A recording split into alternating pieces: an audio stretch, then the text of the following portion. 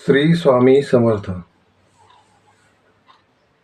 हा जो महिना चालू आहे पितरपटांचा, आपल्या सातारी भागात म्हाळाचा महिना म्हणून असा ओळखला जातो. तर आपल्या पितरांना कशा प्रकारे आपण तृप्त करू शकतो या व्हिडिओमध्ये आपण पाहणार आहोत. तत्पूर्वी माझ्या चॅनलला नवीन असाल तर सगळ्यांनी सबस्क्राईब करायला विसरू नका, शेअर करा, लाईक करण्यास विसरू नका आणि आपल्या व्हिडिओच्या कमेंटमध्ये नक्कीच श्री स्वामी समर्थ कमेंट करा. स्वामी रूपाने आपल्याला आशीर्वाद भेटल्यागतच वाटेल. चला तर व्हिडिओला चालू करतो. पितरपटाच्या महिन्यामध्ये आपल्या पितरांचा अतृप्त आत्मा सगळीकडे भटकत असतो असं सांगितलं जातं, आपल्या कथा पुराणात ऐकलं जातं. पण अशा पण कथा आपण ऐकल्या जातो आपल्या पूर्वजांच्याकडून की आपले पितर किंवा त्यांचे आत्मे असे भटकत राहतात. ते या पितरपटात समाधानी होण्यासाठी त्याला कोणत्या ना कोणत्या रूपात येतात. हे आपल्याला पूर्वजांच्याकडून ऐकण्यास मिळालं किंवा पाहायला मिळालेलं आहे, आपण स्वतः अनुभवलेलं आहे. तेच या व्हिडिओमध्ये आपण कथा ऐकणार आहोत. तर आपल्या नक्कीच कथेला शेवटपर्यंत ऐका ही नम्र विनंती स्वामीचरणी प्रार्थना करतो. श्री स्वामी समर्थ. प्रत्येक रूपात, जीवाच्या रूपात आपले पूर्वज आपल्यापर्यंत पोचतात असं आपण ऐकलं, पाहिलं, डोळ्याने पाहिलं सुद्धा असेल की लोक सांगतात हे तुमचे पूर्वज आलेले दिसतात. म्हणजे हसण्यावारी गोष्ट नेण्याची नाही आहे, पण खरंच या व्हिडिओमधून आपण काल्पनिक कथांना दुजोरा देत नाही किंवा असं आपण अंधश्रद्धेला खतपाणी घालत नाही असं सांगणार नाही मी. या कथेतून आपली श्रद्धा आहे, आपल्या पूर्वजांचा विश्वास आहे. पुनर्जन्म असो नसो किंवा आपल्या श्रद्धेने आपण त्यांना आपण खाऊ घालतच असतो. तर आपले पूर्वज पितरपटात कोणत्या रूपात येतात पहिला सांगायचं झालं तर आपल्या गावात आसपास भरपूर कावळे असतात. तोच कावळा आपल्या 10व्या विधीला, प्रत्येक विधीला आपल्याला मरण पावल्याच्या नंतर तो प्रत्येक वस्तूला असं शिवण्यासाठी धडपडत असतो आपण की कावळा आला पाहिजे. मग त्याच रूपात कावळा आपल्या येथे येत असतो. आपण ज्या दिवशी आपले पूर्वज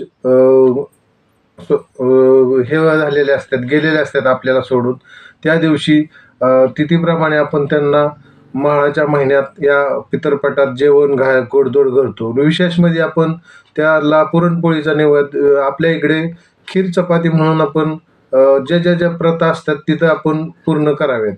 म्हणजे खीर चपाती आमच्याकडे चालते, तुमच्या इकडे काय काय चालतं त्याप्रमाणे आपण तो नैवेद्य आपण आपल्या पूर्वजांच्या पितरांना आपण तो घरावरती किंवा गंगेमध्ये आपण कुठेही ठेवतो आपल्या श्रद्धेनुसार.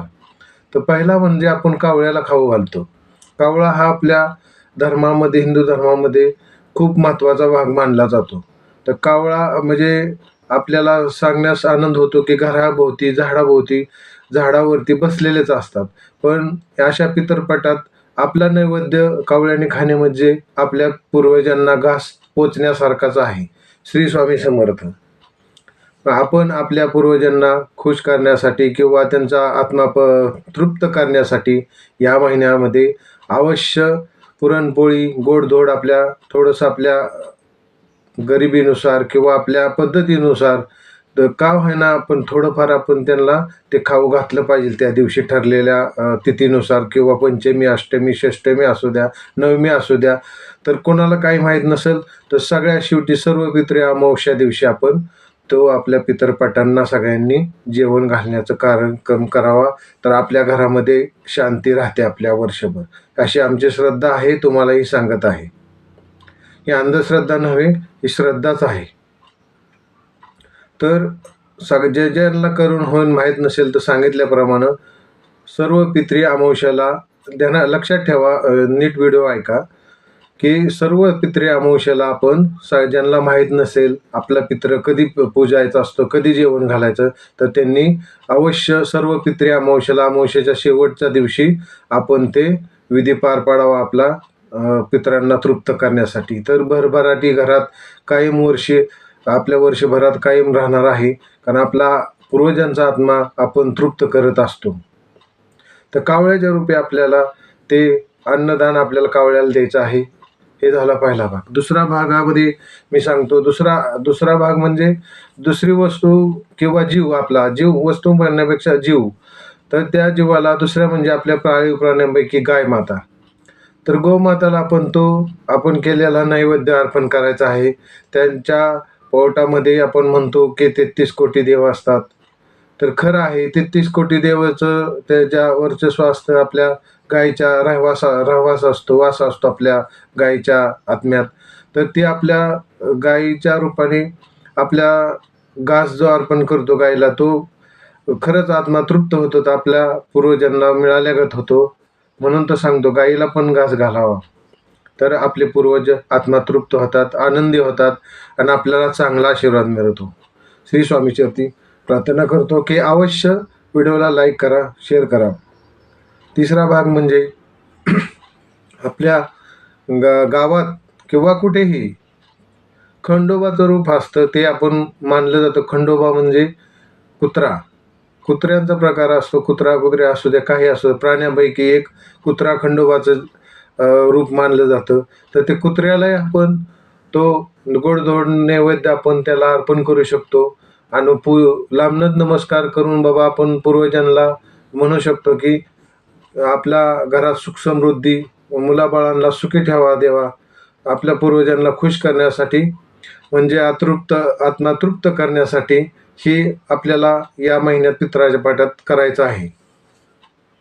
तर ह्या व्हिडिओमध्ये सांगायचं एकच की आपण अंधश्रद्धेला भर घालत नाही, श्रद्धेला भर घालत आहोत की आपल्या घरात भरभराटी, खुशहाली राहो वर्षभर.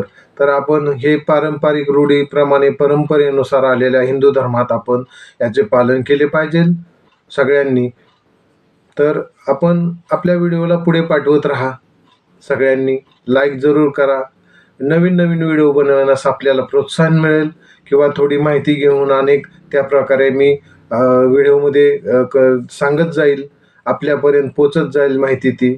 तर कोणाला काय अडचण असले तर कमेंटमध्ये नक्की सांगा. गैरसमज करून घेऊ नका, त्याबद्दल मी क्षमा मागेन. की श्रद्धेने आपल्याला कमेंट करा. श्री स्वामी समर्थ, श्री स्वामी समर्थ. तर नक्कीच आपण या पवित्र महिन्यामध्ये आपल्या पितरांना तृप्त करण्याचा ध्यास करावा. ज्यांना माहीत नसेल, अजून एकदा सांगतो, त्यांनी सर्व पितरी अमावस्याला नैवेद्य अर्पण करून आपल्या पितरांना तृप्त करावे. हीच विनंती आपल्या सगळ्या व्हिडिओद्वारे सांगत आहे. हे जेवढं माहीत आहे तेवढं आपण कल्पना आपल्या व्हिडिओद्वारे आपण सगळ्यांना देत आहे. ही स्वामीचरणी प्रार्थना करून मी आपला व्हिडिओला थांबवतो. श्री स्वामी समर्थ, श्री स्वामी समर्थ.